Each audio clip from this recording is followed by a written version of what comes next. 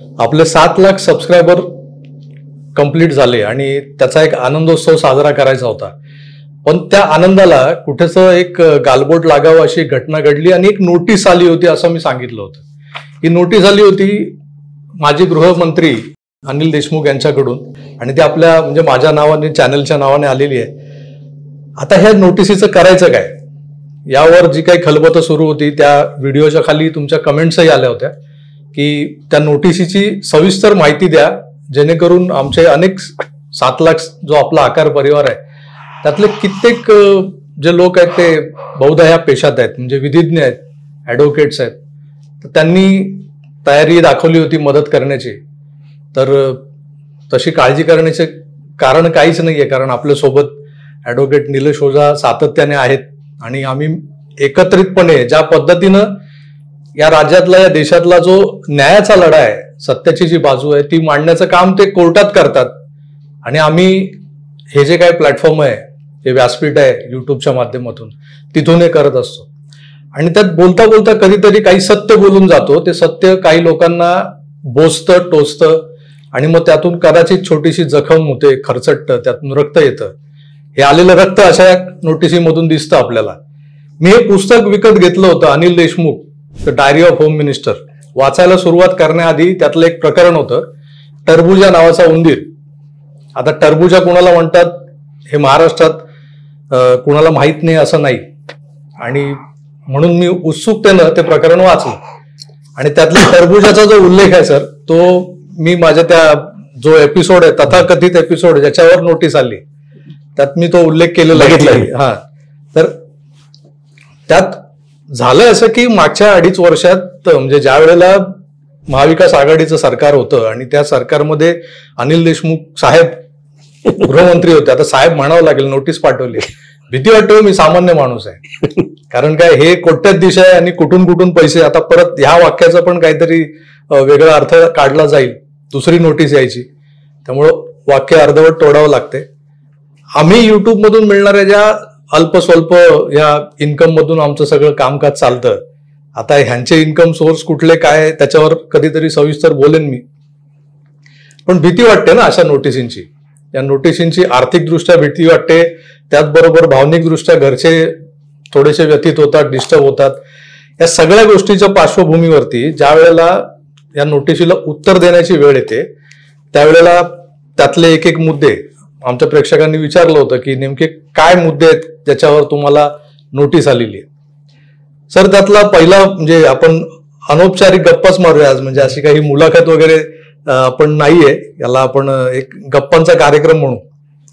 नोटिसीवरती उत्तर तर सरांनी तयार करून घेतलेलं आहे, त्यांचे एक सहकारी आहेत सर, त्यांच्याबद्दल पण थोडंसं तुम्ही सांगा. येस, आपले ऍडव्होकेट ईश्वरलाल अग्रवाल जी आहेत आणि जरा डिस्प्लेवर त्यांच्या डिग्रीज जरा दाखवून द्याल. हो, ते काय संपतच नाही, म्हणजे मारुतीचं शेपूट म्हणतात मराठीत की इथे सुरू झालं आणि ते संपतंय कुठे हे शोधावं लागतं, इतक्या त्यांच्या डिग्रीज आहेत. आणि तुम्ही खरं सांगतो, मागच्या वेळेस जर बोललो होतो मी थोडासा लिबरल टाईप मध्ये येतो. मी जे मला लोक म्हणतात तुम्ही जरा थोडे अटल बिहारी वाजपेयी सारख्या लाईन मध्ये येतात. ते अग्रवाल सर म्हणजे अमित शहा सारख्या लाईन म्हणजे त्याच्या पुढचे स्टेप मोदीच्या पुढचे स्टेप अमित शहा. तर तसे ते दयामाया दाखवतच नाही प्रत्येक गोष्टीवर त्यांचं आणि आहे त्यांचं कमांड्स आणि ते. तर आता प्रभाकरजी जे वकील ते आहेत तर त्यांनी अशी चांगलं डिटेल मुद्देसूद अशी म्हणजे रिप्लाय तयार केला आहे. आणि अनिल देशमुखांनी जी नोटीस दिली होती तर अनिल देशमुखांचं नोटीसमध्येच म्हणणं की आमची काय अशी बदनामी झाली नाहीये, होऊ शकते.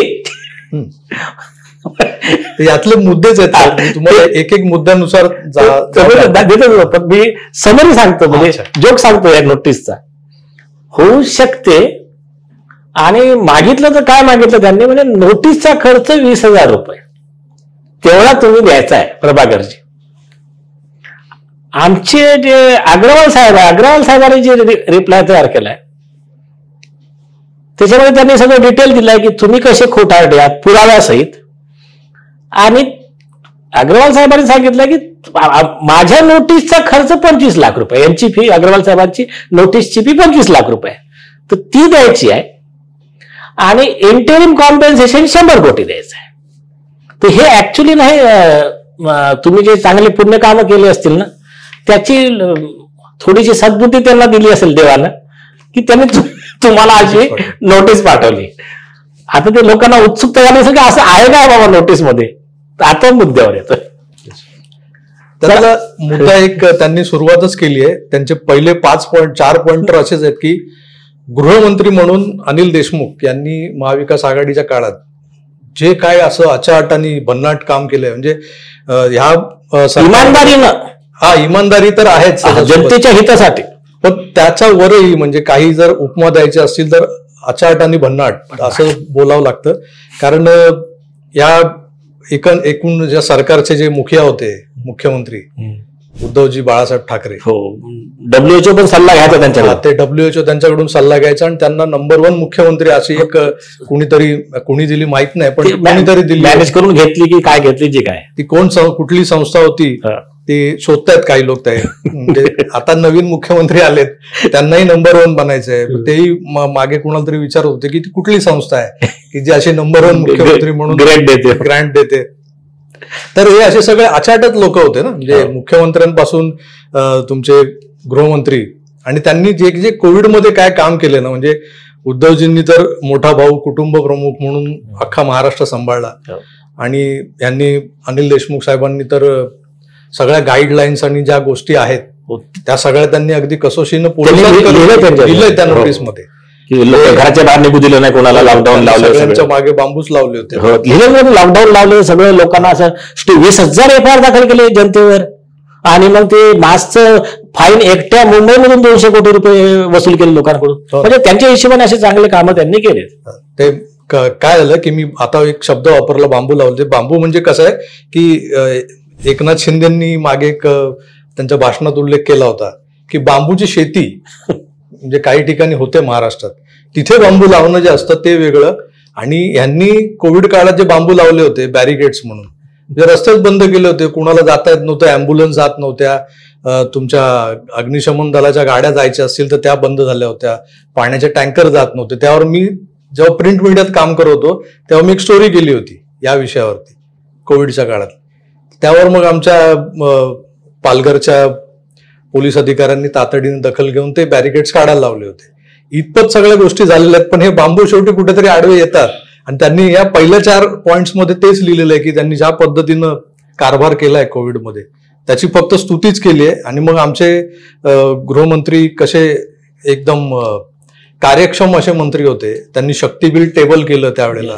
म्हणजे झालं काय प्रकरण वेगळंच होतं, आणि ह्यांनी तो शक्ती बिलचा कायदा टेबल केला, ती एक अचिव्हमेंट आहे त्यांची. तर आपण त्यांची एफिशियन्सी वगैरे सगळ्या गोष्टींना प्रणाम करू.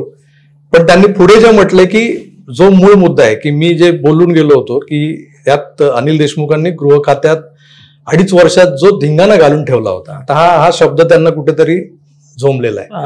बरोबर आहे, त्यांचं बरोबर आहे ना. त्यांनी एवढं मोठं काम केलं, तुम्ही म्हणता धिंगाणा घालून ठेवलाय, तर ते त्यांना वाटतं की त्यांची बदनामी झाली.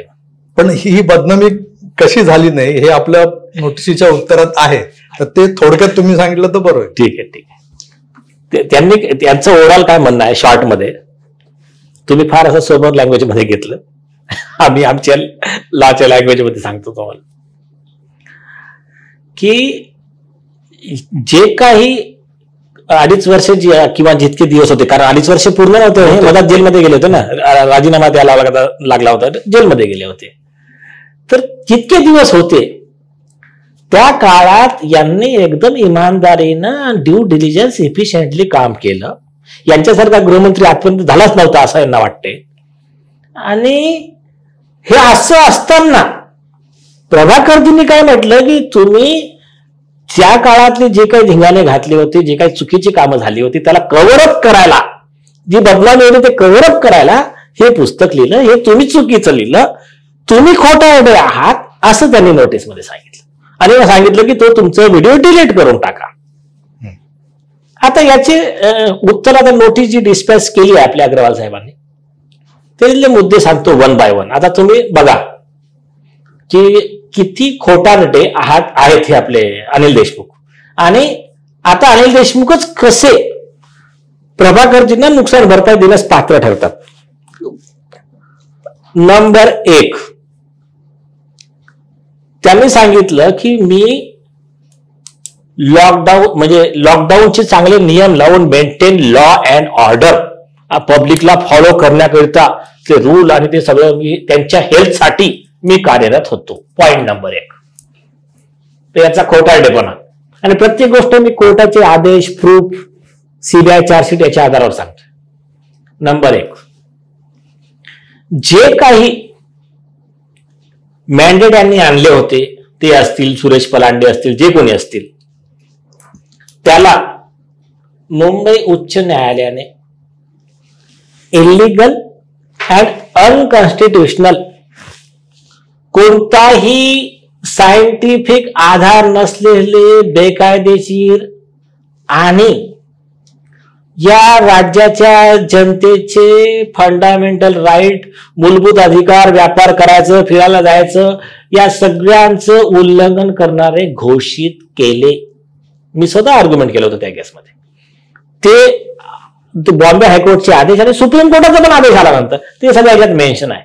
तो आदेश कशाच्या आधारावर आला होता की जे काही यांनी लॉकडाऊनचे जे निर्बंध आणले होते की तुम्ही सिरम कंपनी किंवा जे काही कंपन्या आहेत त्यांचीच एक विशेष काही वॅक्सिन घ्यायची का जे काही औषध घ्यायचं आणि घराच्या बाहेर निघायचं नाही.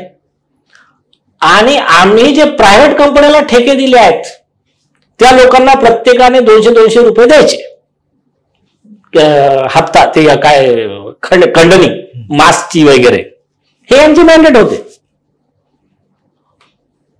पुरावे काय सांगा, रिसर्च, आता मी बोलतो म्हणून त्याला काही हे नाही, रिसर्च कोणाचे, सायंटिफिक रिसर्च, त्याच्यावर तुम्ही universal health organisation, awaken India movement याच्या वेबसाईटवर जाऊन बघून घ्या.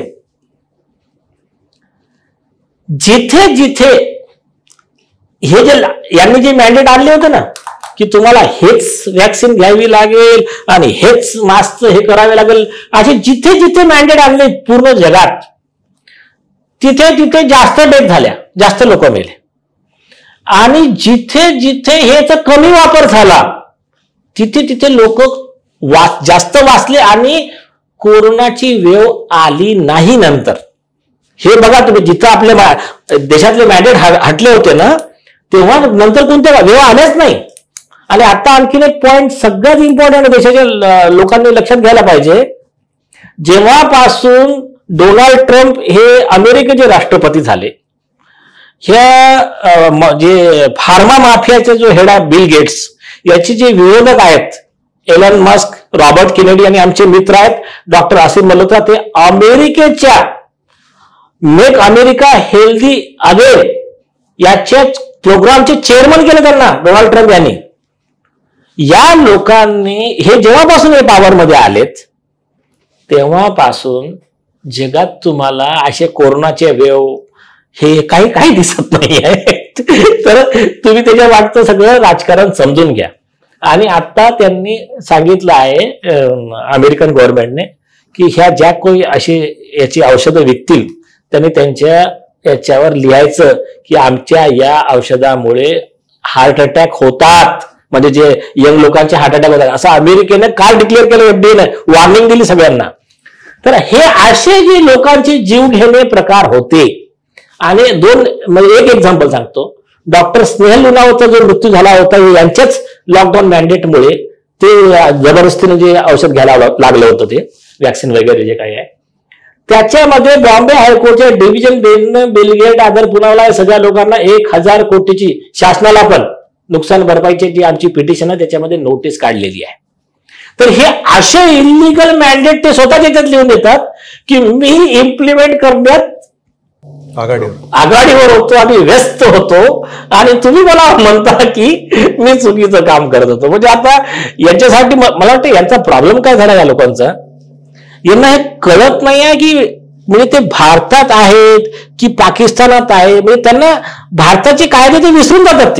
ते तिकडचं जास्त स्टडी चालू वाटते त्यांचं, म्हणजे याचा निष्कर्ष असाच निघतो. तर हे ग्रॉस कंटेम्प्ट आहे. ऑलरेडी जेव्हा हायकोर्ट सुप्रीम कोर्टाचे आदेश आहे की तुमचे मॅन्डेट हे चुकीचे होते अशा वेळेस ते मॅन्डेट चांगले होते, लोकांच्या हिताचे होते आणि मी ते लागू करण्यात आघाडीवर होतो हे सांगणं म्हणजे हे कंटेम्प्ट पण आहे आणि हे या नोटीसची म्हणजे बेकायदेशीरपणा त्यांचा आणि त्यांची मानसिक लेवल हे याच्यावरून सिद्ध होते. एक